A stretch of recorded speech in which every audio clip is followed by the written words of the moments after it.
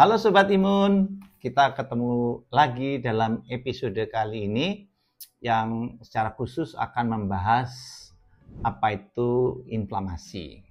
Banyak pasien yang berkonsultasi ke dokter dan pada waktu dokternya menjelaskan inflamasi.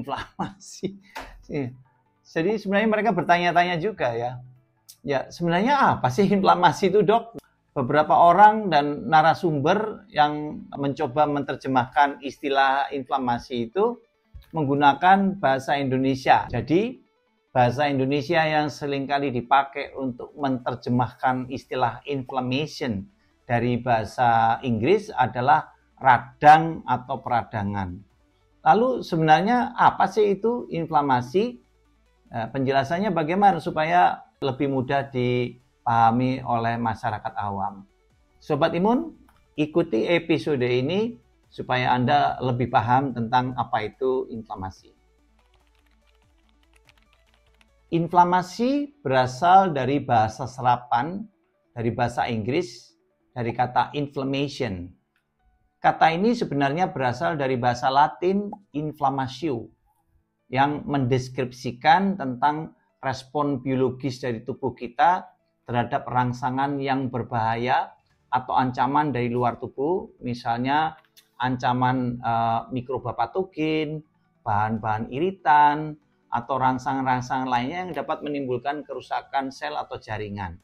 Nah, untuk melindungi diri dari semua ancaman itu, tubuh mencoba melawan atau kadang-kadang hanya bisa mengurangi dampak negatifnya dengan menimbulkan inflamasi. Istilah inflamasi sendiri diketahui pertama kali digunakan pada awal abad ke-15 yang berasal dari bahasa Perancis kuno, inflammation.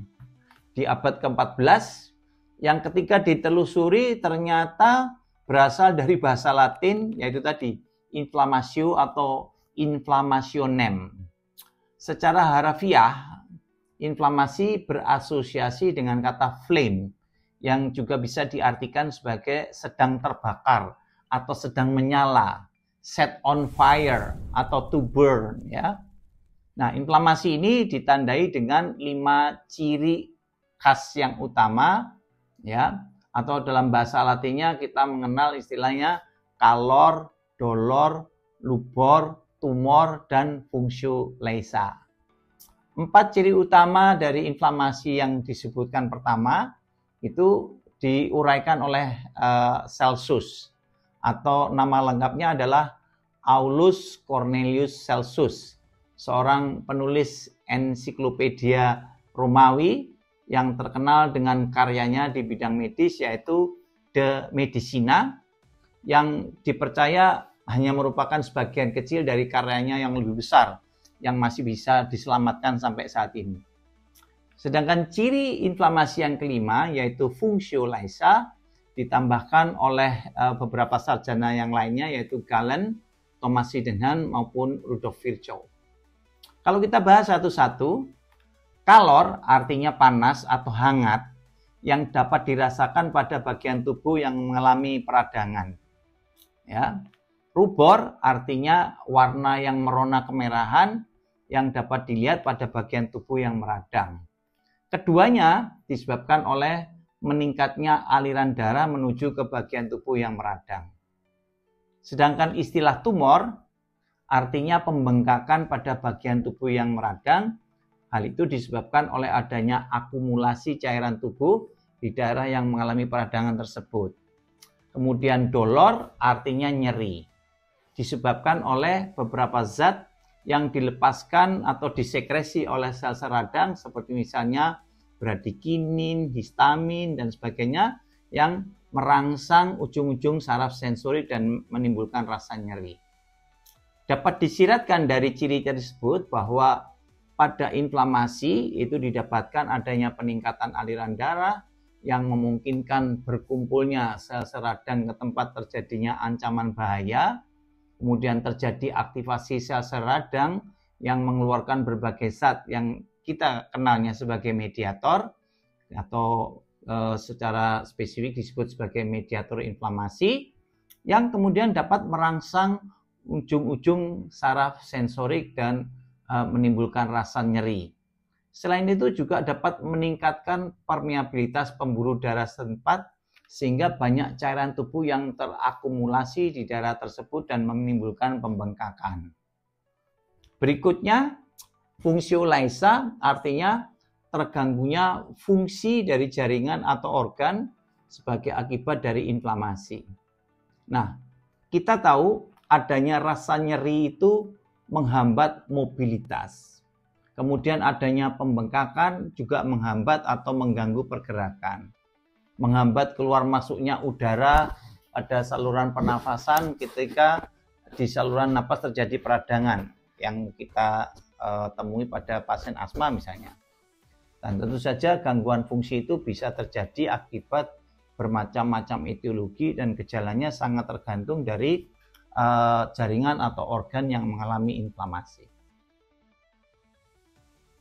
Infeksi adalah masuknya mikroorganisme patogen ke dalam tubuh kita dan akan menimbulkan bahaya atau penyakit. Mikroorganisme patogen itu bisa berupa bakteri, virus, jamur, atau parasit. Ya. Mikroba itu tentu saja ingin menginfeksi tubuh kita karena tubuh kita merupakan tempat yang ideal untuk pertumbuhan dan perkembangbiakan mereka. Tubuh kita itu menyediakan makanan, protein, bahan baku, dan sistem machinery yang dibutuhkan oleh mikroba tersebut untuk bisa bertahan hidup dan berkembang. Nah, untuk dapat menimbulkan infeksi, mikroba patogen pertama-tama harus menembus lapisan-lapisan pertahanan tubuh kita seperti kulit ya atau di lapisan mukosa. Infeksi atau masuknya mikroba tersebut akan memicu respon imun tubuh. Dan respon imun awal yang dibangkitkan oleh tubuh itu berupa inflamasi. Jadi, inflamasi tidak sama dengan infeksi. Infeksi merupakan salah satu rangsangan dari luar tubuh yang membahayakan dan dapat memicu timbulnya inflamasi. Atau lebih tepatnya, inflamasi itu merupakan upaya tubuh untuk merespon infeksi atau mengatasi dan mengeliminasi mikroba penyebab infeksi. Upaya untuk mengatasi infeksi itu dapat melibatkan sistem imun bawaan atau sistem imun innate yang bersifat umum dan juga sistem imun adaptif yang bersifat khusus atau spesifik. Ketika mikroba penyebab infeksi dan inflamasi sudah berhasil ditangani, sudah berhasil dienyahkan, maka inflamasi harus dihentikan agar tidak menyebabkan kerusakan jaringan atau organ yang berlebihan. Inflamasi yang berlangsung dalam waktu singkat itu disebut sebagai inflamasi akut. Akut artinya berlangsung dalam waktu singkat. Sementara inflamasi yang berlangsung berkepanjangan atau bahkan terus-menerus itu yang disebut inflamasi kronis. Dan kondisi ini justru dapat menimbulkan kerugian karena akan menyebabkan kerusakan jaringan, kerusakan organ, dan tentu saja akan menimbulkan gangguan fungsi dan penyakit atau bahkan kecacatan. Oleh sebab itu, dokter selalu berusaha mengendalikan inflamasi kronis, kemudian mencari penyebabnya dan mencoba mengatasi penyebabnya yang tentu saja bisa beraneka ragam. Tubuh kita itu sering mendapatkan ancaman dari luar, bisa dari infeksi, trauma, bahan iritan, kemudian bahan alergen, bahan-bahan toksik seperti racun, kemudian dari luka atau jejas ya. Nah, tubuh kemudian merespon.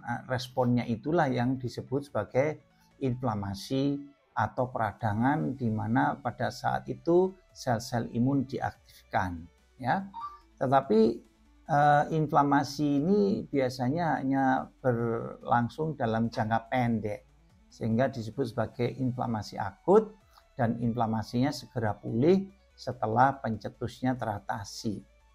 Namun inflamasi ini bisa mengalami proses yang berkepanjangan dan akhirnya menjadi inflamasi kronis ya. Apa saja contohnya? Ya, misalnya terjadi alergi, kemudian ada inflamasi pada jaringan paru, pada tulang dan sendi, ya, gangguan metabolik, gangguan kardiovaskuler, penyakit autoimun dan bahkan kanker, ya. Beberapa contohnya bisa dilihat, misalnya pada alergi ada rinitis, dermatitis dan seterusnya. Pada jaringan paru ada bronkitis, PPOK, pada tulang dan sendi kita mengenal adanya osteoporosis atau osteoartritis. Contoh penyakit metabolik antara lain diabetes tipe 2, perlemahan hati, dislipidemia, kemudian kelainan kardiovaskuler seperti misalnya hipertensi, penyakit jantung koroner, ya, penyakit autoimun kita sudah tahu, contohnya lupus atau sindroma Sjögren atau artritis rheumatoid dan masih banyak lagi. Dan contoh yang kanker misalnya kanker paru, kanker usus, kanker serviks. Demikian Sobat Imun, bahasan singkat kita tentang inflamasi. Kajian berikutnya yang akan kita kulik adalah inflamasi pada beberapa penyakit. Misalnya penyakit alergi dan juga penyakit autoimun. Semoga bahasan singkat tadi menambah pemahaman Sobat Imun sekalian tentang inflamasi. Jika ada Sobat Imun yang masih penasaran tentang inflamasi, silakan tulis atau sampaikan pertanyaan di kolom komentar ya.